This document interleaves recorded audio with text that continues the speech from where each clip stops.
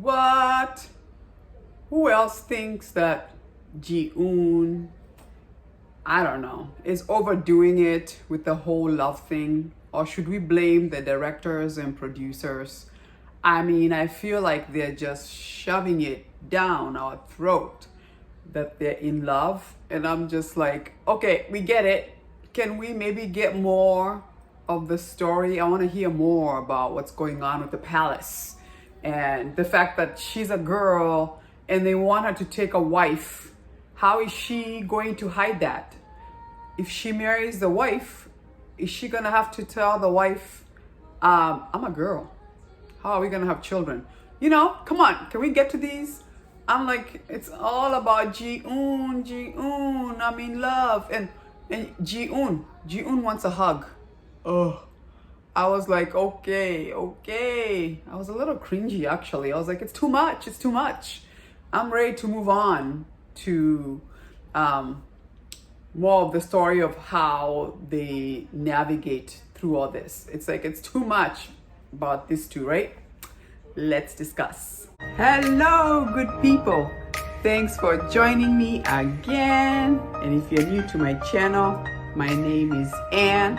And on my channel, I review foreign shows. You know what I usually say, right? We travel around the world sitting on our couches. How fun is that? You never know which country we're gonna end up next. Hi guys, thanks for joining me again. If you're new to my channel, my name is Ann. And on my channel, I review foreign international content. And today I'm back to review The King's Affection, episode 9 and 10. I'm doing that every week. And like you heard me say, I felt like, oh my God, 9 and 8, it was a little bit of an overkill. We get it. Their love story is growing and heartbreaking at the same time. But Ji-un, oh Lord, Ji-un, I think he's just completely blind with love. Okay, so he gets drunk, he kisses her, and then, oh, I was surprised. But I guess the crown prince also kissed him when he was drunk, and he thought he was dreaming, but it turns out it was true, right? So at this point, I don't know what to believe. So does Ji-un know that she's a girl?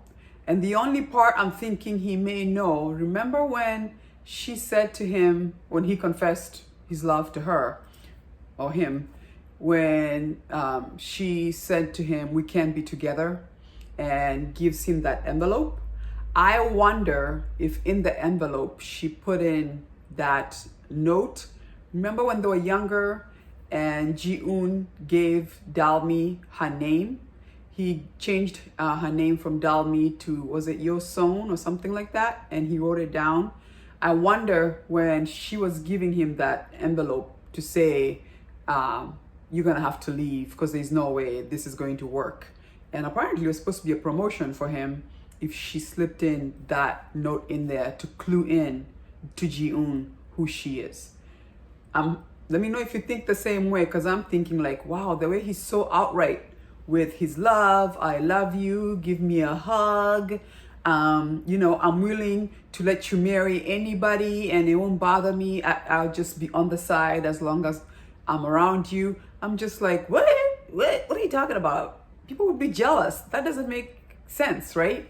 And then we also saw Hyun is also putting two and two together, like, oh, the girl you're talking about being in love with is the crown prince because of those dice. So he went to look up to find out, oh yeah, so that girl they said that died, where did she go? And I think Hyun is about to figure out that is the now crown prince, because remember, Hyun heard about the crown prince when he was younger. He was hiding behind in the palace and figured out, oh, the original crown prince is the one who got killed, and now the twin sister Dalmi is the one who became the crown prince. So Hyun, we know Hyun knows, but I think he was now putting two and two together, like, oh, you guys knew each other when you were younger, and it turns out you guys were each other's first love. So that would be interesting. And then obviously we saw in episode 10 where he's finally, Ji-un is agreeing to leave, and then the crown prince obviously now has to work on getting a wife. By the way, why did she not take her dad's, the dad said, hey, you don't have to get married right away. I got married very young, and clearly I made my mistakes with my family. I wasn't able to protect them very well because I really did not understand the whole responsibility that comes with taking care of a family. So if you need to wait, do that if you need to do that. And the crown prince is insisting, no, I'm ready to take a wife. I'm like, girl, you're not ready to take a wife because you got issues. You're a girl yourself, and how are you gonna convince the wife that you're a girl, and how are you gonna have children? Like, I would have been like, yes, I would like to wait. King, thank you so much, Dad. But maybe she's trying to do it to please her dad, who obviously they don't get along. Is the only reason I can think of that, because I was just like, oh, there's your outing, take it. Say, yeah, I want more time. I want more time, especially when you're so messed up with this whole situation anyway. So that was interesting. Maybe someone can tell me down below, why do you think she did not take the king's advice and wait a little bit longer instead of like, no, I want to take a bride now, So that'll be interesting, and it'll be interesting to see who she ends up picking, because there's the two girls obviously, and we know the other one who actually loves Ji-un did very well when they were given that test. I love that question, by the way, of the 3 maids, I guess, who were given half a bag of rice, and you're supposed to survive on that for a month. And the third one was business smart. She made rice cakes, sold them, and made more money, so she was able to survive even more. I thought that was interesting. Anyway, so obviously I also felt like in episode 10, as he's leaving, and how they did the whole montage of like, oh, they've loved each other since kids, and this section and that section, I was like, okay, this is overkill. This is too much overkill of the fact that they love each other. And yes, we are all heartbroken that he's leaving. Like, wow. I mean, this is only episode 10. Like, why the overkill with their love relationships? But I have to say, we all saw a preview of episode 11. So I'm hopeful it's about to pick up, because the crown prince is being accused of killing her uncle. And then we have Ji-un kissing her. We can't win, right? But I get the feeling he must know something. He must have known by now, because you got the crown prince's face and just kissing, and then he's like, I'll protect you. He must know something. But I feel like, okay, now we're about to get more interesting, because I don't know how she ends up being accused of killing her crazy uncle, who, he was always weird anyway. But very interesting.